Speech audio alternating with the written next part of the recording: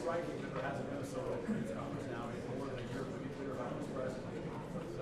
Cameras on numerous occasions. I was in the Capitol a short time ago, even as I was literally engaged by the individuals called the regulars that helped bring in and out the orders of cameras within presidentially responded to 9 separate questions on all 7 topics, including on Scott Pruitt's answer about the battle of the atmosphere. It was interesting. I asked him if he still supports Pruitt. He says, I hope he's going to do great. Separately, he spoke publicly about Amazon. Has been a familiar target for him in recent days. So it is right, he hasn't held a news conference solo in more than a year. The reason that is significant because not only is the president, past presidents have done the same, but in this environment really allows for any question to be asked, an opportunity for us reporters to ask questions without interruption, with regulars, without the president's ability to record you, but simply the questions to be heard of the president to in some way be forced to respond, however he so desires. As we've learned, as we've been watching at home, sometimes the toughest questions for this president are the simplest questions where he's required to answer those. We'll see what happens today again with one very important question. Joining this conference.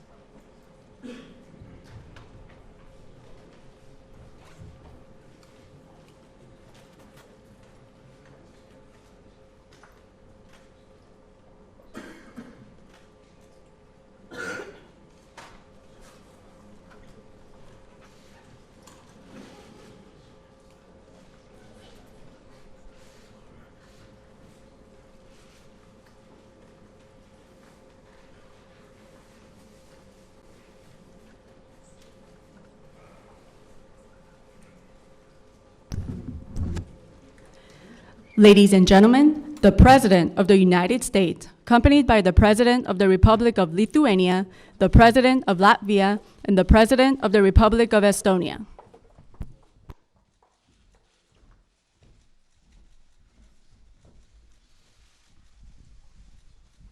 Thank you.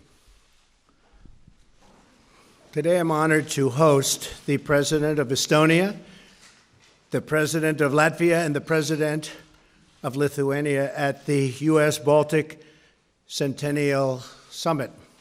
Thank you all for traveling to the White House for these really important discussions. We've just spent a long time together, and it was very interesting. This summit proudly displays to the world America's deep and lasting friendship with the Baltic nations. On behalf of the American people, thank you very much. And we are going to have another 100-year, very long and beautiful relationship. This is your 100th year of independence. Congratulations.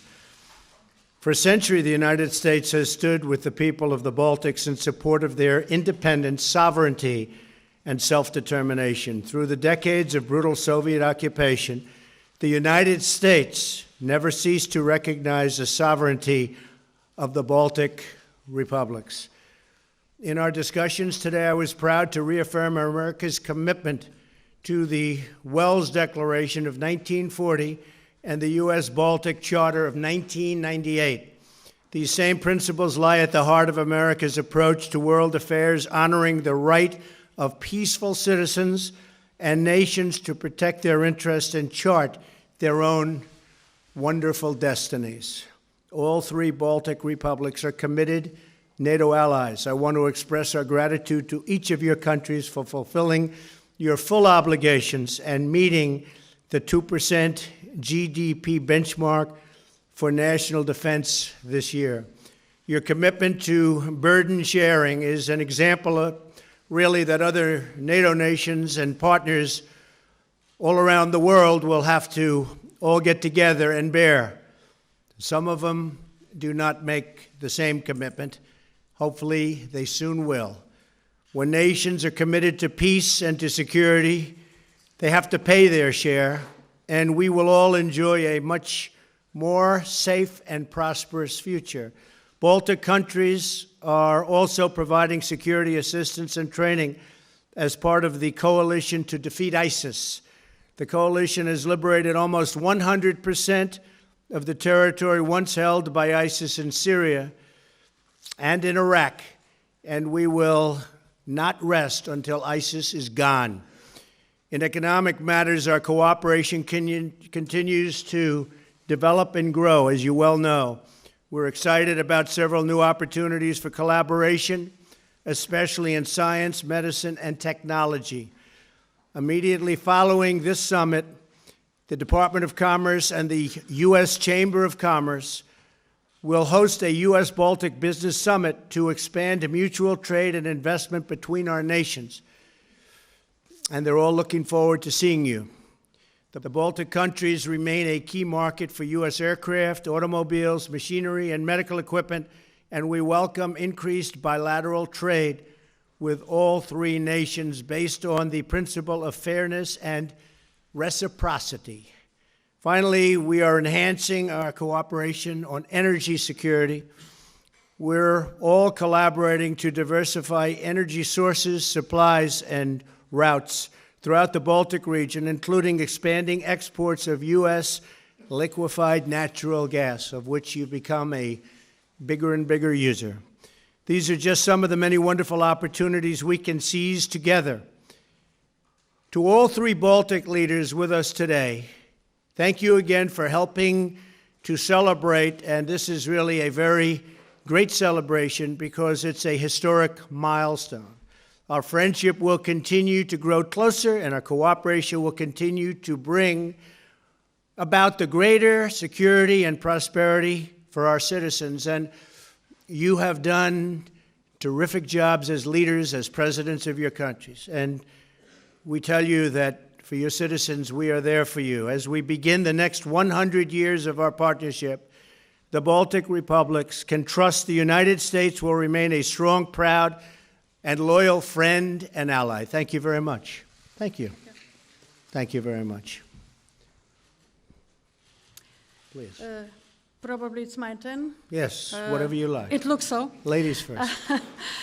So, of course, we're very thankful for possibility to be here, especially not only because of our anniversary in our region, but because of alliance which we are affirming today with the United States by adopting the declaration, where we say that Article 5 is ironclad for all of us, and the collective defense issues are important to all of us, and we understand how important NATO is for all of us, and why we, during our discussions, talked so much about further reforming NATO, the investments into our defense, the amounts of necessary to invest into our defense, and of course, together, where it is necessary, all of us, and Lithuania is with the United States, on fighting the terrorists through all the world. We back in Afghanistan, we in Mali, we in Central African Republic, we in Kosovo, we in Ukraine together. So we are partners,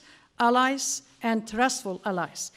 And because of that, we are sure that the reforms of NATO, which we are investing together and preparing together, will be resultative, as it was before, but especially now, because we're seeing United States leadership, we're seeing the willingness of United States to see different NATO, different quality of NATO, and I can be probably open. We talked to the President, I was joking about that we need leadership sometimes for decision-making, even unpredictable leadership, to make enough leverage and pressure for the rivals to believe that we can make a decision.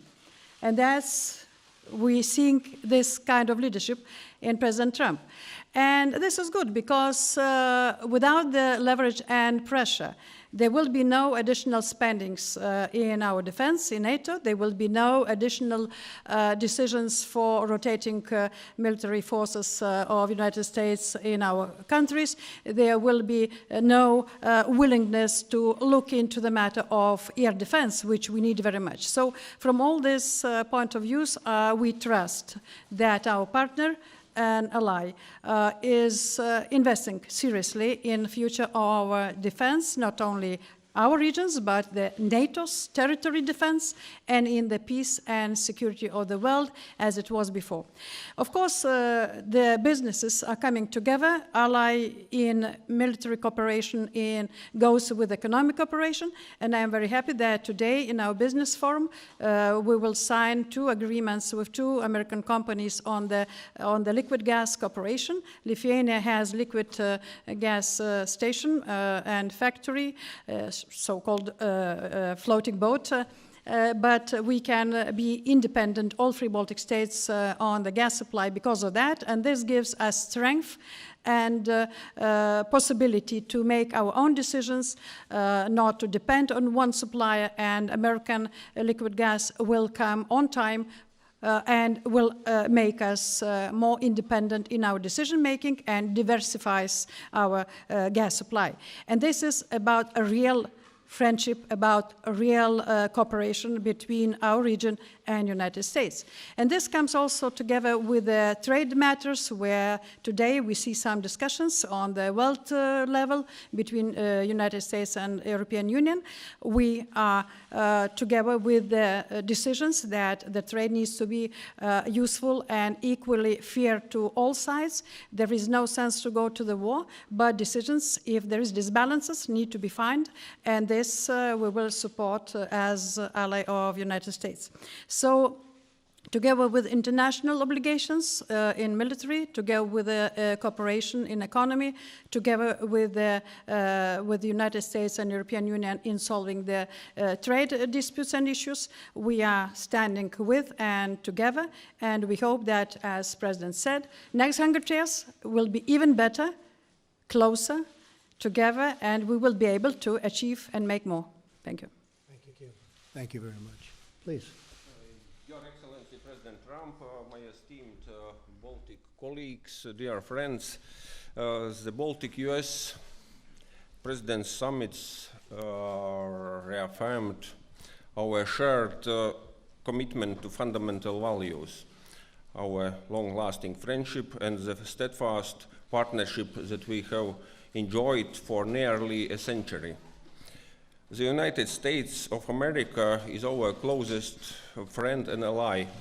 I appreciate that we have each other's mutual support in our endeavors, as well as in the security challenges we are facing. Today, we reflected on our many achievements and set a course for our future undertakings. We have agreed to enhance our defense and security cooperation. The Baltic states appreciate the United States' commitment to deterrence policy in the Baltic region and the military assistance provided to our forces. We will continue to commit 2% of GDP towards the development of our military capabilities for the purposes of both strengthening NATO's posture in the eastern flank and contributing to international security. The Baltic states and the United States acknowledged the need to continue the successful existing cooperation we have in countering modern-day security threats such as terrorism, cyber and informational warfare, and nuclear proliferation. Today, all of us committed to placing greater emphasis on advancing our economic and trade and investment relationship. We recognize great potential in areas of innovation, modern technologies, and the digital economy. And we will explore possibilities for forging new partnerships to this end. I am particularly proud of successes of Latvian companies that have generated more than 2,000 jobs in the US, in Georgia, in North Carolina, in California. It just shows how important is this economic cooperation. And finally, the Baltic states and the United States agreed to continue promoting closer people-to-people contacts because these contacts are very important for every member of our society. Let me stress that President Trump was an outstanding host today. Thanks for hosting us in this very important event when we celebrate 100 years anniversary of our statehood. Thanks. Thank you very much. Thank you. President Trump, my dear neighbors, dear journalists, I would like to thank President Trump and his administration for his political leadership in our region and for the very visible commitment which has been demonstrated through a number of high-level visits also to our region. This year we do celebrate, indeed, our centennial anniversary. Of these 100 years, for 50, we were occupied by the Soviet Union. And people in our country got up every morning knowing that there are democratic countries led by United States who have never recognized the occupation of the Baltic states. Our national flag, the blue, black, and white, was waving here in America throughout these years. It couldn't have been done at that time in Estonia. It was heartwarming. It was a true sign of friendship. We knew it back then, and we remember it, and we are still grateful for it. Will be forever. Today we agreed a declaration also reminding us about the foundations of our relations. My friends here spoke a lot about what we do. It's always worth to remind why we do this. We believe that peace, security, and prosperity depend on strong sovereign nations that respect their citizens at home and cooperate to promote peace abroad. Our partnership is based on principles of democracy and individual liberty and the rule of law. These things are extremely important. Today, we stand together, like-minded partners and allies. Yes, Baltic states are quite small, but they are important because of their location. But not only, because of what we do as contributing partners to the global security. We find it very important to contribute in the counter-terrorism fight. We find it important since 2011 to spend 2% of our GDP on defense. We find it extremely important to remember that we stand together and we form something which we call in my office an axis of good. This is an axis of good, made visible for you all. Yes, Estonia and the United States are very different by the size of their economy. But when we are speaking about digital economies, then this doesn't matter anymore. Estonia is one of the world's leading nations of digital governance, and our companies are working with companies in your country to make sure that people elsewhere could benefit. This cannot come without cybersecurity. There is a NATO Center of Excellence on Cybersecurity in Estonia because we have been attacked on cyber long before anybody else. We still work together, we contribute, and we hope that we are really helpful to all of our partners. Yes, we have also more conventional trade, which we do together. People in Walmart going for their pre-ordered packages in a couple of years will see them delivered by Estonian-made package delivery robots. We are proud of this, and we are also proud of our legal environment in Estonia, which invites business to try and test new ideas in our place, which is tiny, and then upscale when it makes more sense to upscale. This way, we work together, both on defense matters, economic matters, and always stand on our common value base. This is the foundation of our relations. Thank you for today for making this visible, this axis of good. Thank you very, very much. Very much. We'll take a few questions. We're going to also have questions specifically for the Baltics. Steve? Reuters. Thank you, Mr. President. Some of your military advisors are urging you to keep a contingent of U.S. troops in Syria to ensure the defeat of ISIS. What is your current thinking on this subject? Do you still want them out? And secondly, could you clarify what you meant about having U.S. military guard the U.S. border along with Mexico? Thank you, sir. Yeah. First of all, the border. The Mexican border is very unprotected by our laws. We have horrible, horrible and very unsafe laws in the United States, and we're going to be able to do something about that hopefully soon. Hopefully Congress will get their act together and get in and create some very powerful laws like Mexico has and like Canada has and like almost all countries have. We don't have laws. We have catch and release. You catch and then you immediately release, and people come back years later for a court case, except they virtually never come back. So we are preparing for the military to secure our border between Mexico and the United States. We have a meeting on it in a little while with General Mattis and everybody, and I think that it's something we have to do. Now, the caravan, which is over 1,000 people coming in from Honduras, thought they were going to just walk right through Mexico and right through the border. As you know, NAFTA is a phenomenal deal for Mexico. It's been a horrible deal for the United States. We're renegotiating it now. But it has been a horrible, horrible, embarrassing deal for the United States. This should have been terminated or renegotiated many years ago. Mexico, we have a trade deficit with Mexico of over $100 billion a year.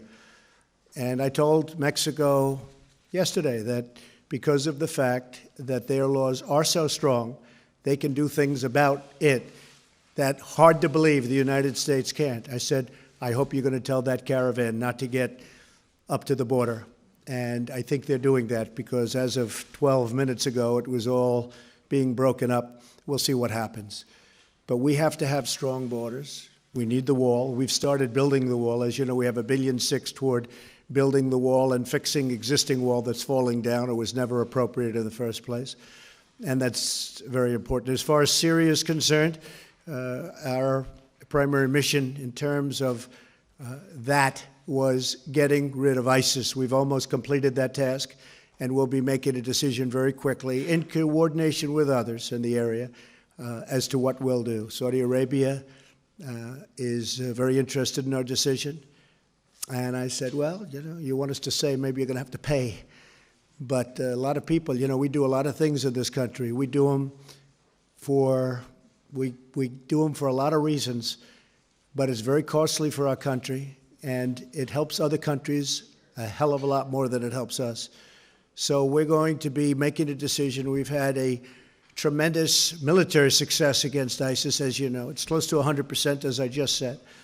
And we'll be making a decision as to what we do in the very near future. We'll be consulting also with groups of our people and groups of our allies. Okay? So you're inclined to pull the troops out?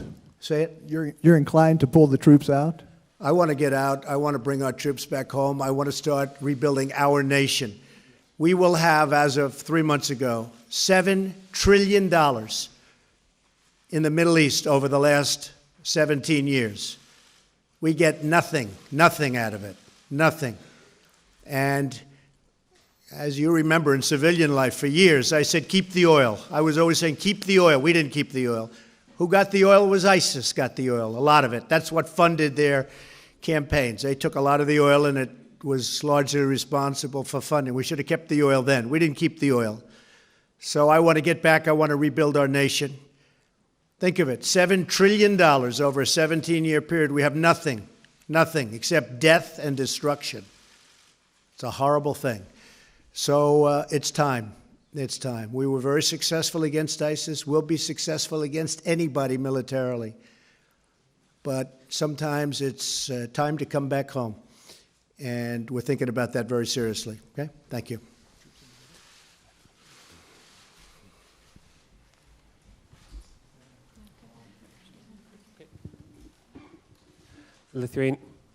Lithuanian television. Mr. President, not about getting out, but getting in. The joint declaration mentions the periodic American deployments in the Baltic countries. What specifically can you commit to, having heard the requests and wishes of the Baltic states? And President, you have mentioned Russia as a terrorist state. Did you have a meeting of minds here as to the threat that Russia poses to the neighboring countries? Thank you. Well, we have a very strong relationship, as the presidents will tell you, with the Baltic states, and we are with them. We're friends and we're allies, and we are going to have a long-term, very fine relationship. In addition, we do business on trade. We work very hard on security together.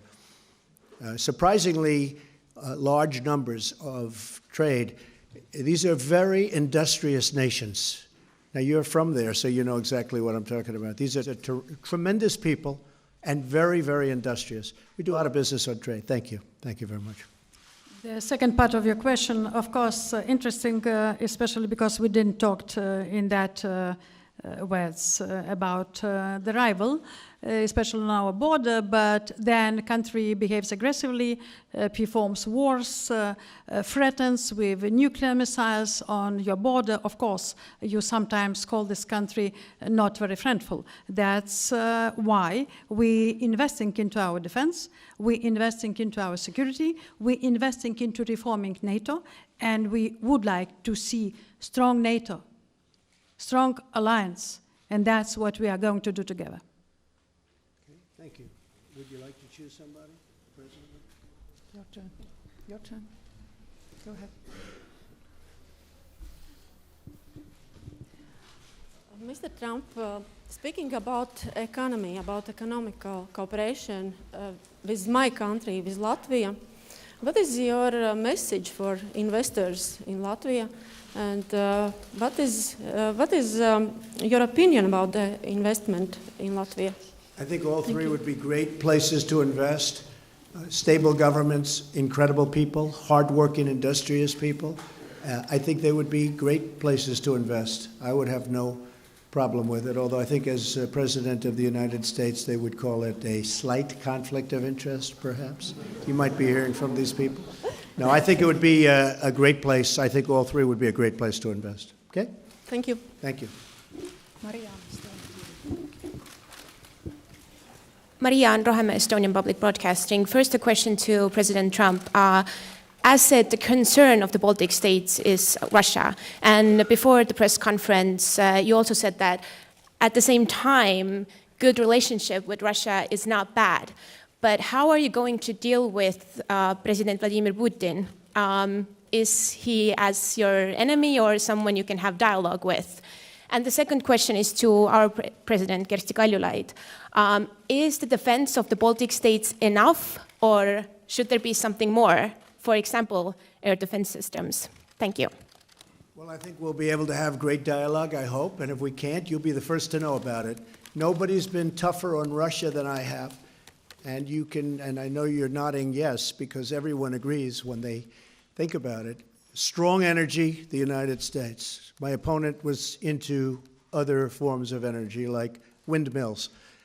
We're very strong on energy. We're essentially now energy independent. We're an exporter of energy. That is not a positive for Russia, but it's certainly a positive for the United States. We just passed a $700 billion military budget. Next year, $716 billion, the largest ever passed. We are going to have a military stronger than we've ever had before, by far. That's not exactly a great thing for Russia, but that's the way it is. We're going to have the strongest military that we ever had.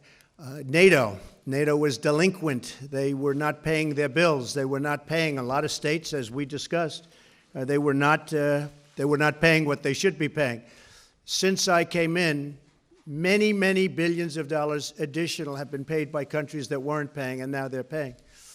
And they will have to pay more, frankly. They're going to have to pay more. So there are many things that I've done, and not only the 60 diplomats. Germany did 4, France did 4, we did 60. There's nobody been tougher on Russia. And with that being said, I think I could have a very good relationship with President Putin. I think. It's possible I won't, and you will know about it. Believe me, this room will know about it before I know about it.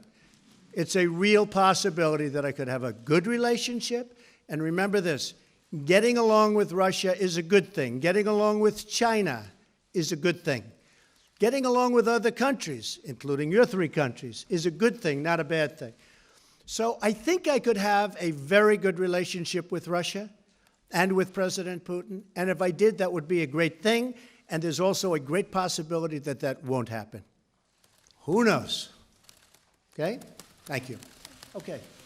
If I may, Marianne, I would also like to contribute a little bit to your first question. As I reminded you all, we could trust the judgment of United States administrations and people even while we were occupied. We could trust your judgment when we regained independence and seek membership of NATO, for example. We could, because we are on a common foundation.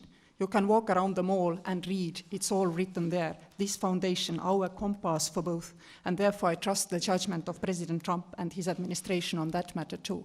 Now on your concrete question on air defense, yes, we did discuss the deterrence capacity necessary to make sure that our deterrence is believable to everybody who might want to question it. But you know, equal partners don't come to talk to each other this way, that I come here to Washington to ask for visa freedom, or I come here to ask for, let's say, may you support me for this or for that. We analyze situation together, and we find the solutions together, which will work for us all together, because we are in it all together. We are contributors, equal contributors, according to our size, to this process of guaranteeing our security. Thank you. Okay.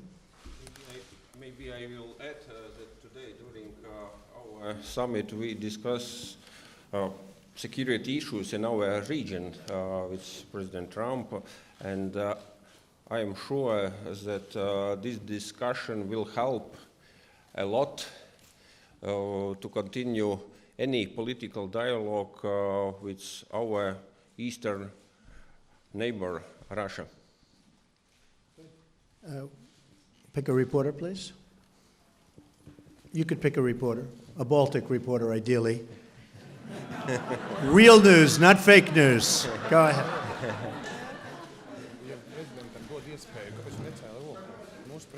Do you want to pick? I think we have enough. Do we have enough? Yes? Go ahead, pick, Mr. President. Pick a reporter from the Baltics. Not the same man, he was very tough. Go ahead, pick a reporter. Okay, I can. Yes, go ahead. Yes, please, go ahead. Hi, my name is Anna Udre. I'm from Latvia. So I have a question for our president from Latvia. You're going to San Francisco after your meeting here in Washington, and you're meeting some people who are making business connections from Latvia and the US. Do you see any certain outcomes out of that? Thank you.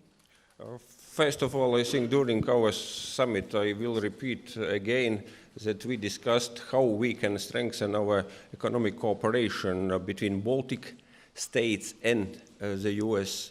And of course, my visit to California, to Silicon Valley, will give, I think,